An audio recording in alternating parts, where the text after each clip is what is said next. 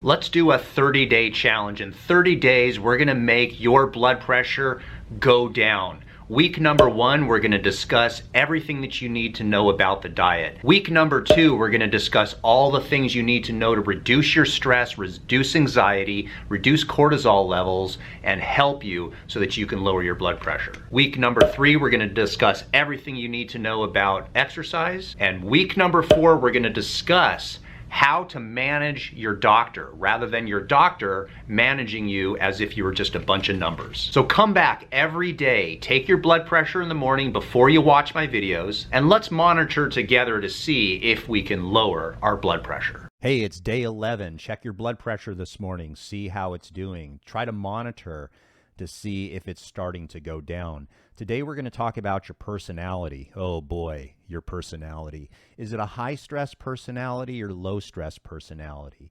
It seems as though that if you were able to adopt a philosophy of life where there's very little stress, you're going to have a lot better outcome with your blood pressure. However, this is a personality issue. This is something that you really don't have a lot of control over.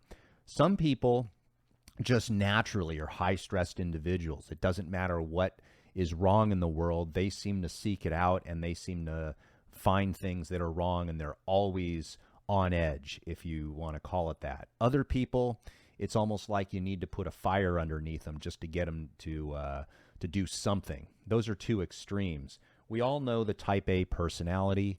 We all know that those are people that are usually going to end up having either a heart attack or a stroke. They're usually on medications, blood pressure medications.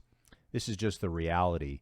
How long can you continue to do it? Most people have their midlife crisis around the age of 45 when they have their first heart attack, and they usually end up either getting on a lot of medications and continuing to live that high-stressed life, or something snaps in them and all of a sudden they change and they're able to realize that life is short and you may want to be around for it. However, regardless of whether you are a high-stress type A personality or not, the issue is realizing that our environment, social media, will always be a high-stressed stressor to our body.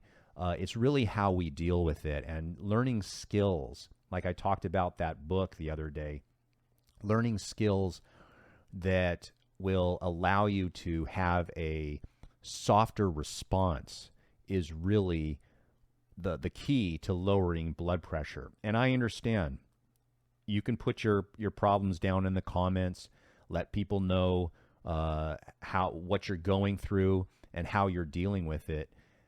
Everyone seems to have problems, but quite frankly, some people have really serious problems and problems that are hard to deal with. But remember, life is short, and how are you going to deal with it? It seems as though as you get older, you start to realize how to better deal with these problems. And so I would encourage you to try to make your life a project and see if you can find out how you can start to manage stress better, so that the stressors don't necessarily go away. It's basically you're just handling them much better. And you know what happens when you do that?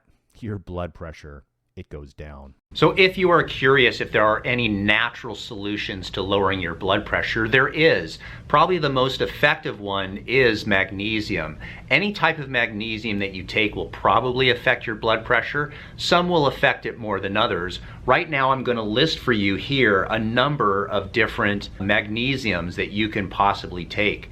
My advice would be to take them all, and there is a magnesium supplement called Magnesium Breakthrough. It's by a company named Bioptimizers, and they have all of these magnesiums in their own supplement. So it really takes the guesswork out of it. It'll help your heart, it'll help your sleep, it'll help your blood pressure, and it's one of the best magnesium supplements out on the market. They are the video sponsor for today, so I will put their link down below if you want to look and see if that product would be good for you. But either way, one of the best things that you can do for your blood pressure is to take a magnesium supplement. If you have specific questions in regard to blood pressure, your own health and wellness, we actually do Zoom appointments as well as telephone appointments. We do these Zoom and telephone appointments from all around the world. So you're more than welcome to call our office, schedule an actual Zoom or a telephone consultation with me.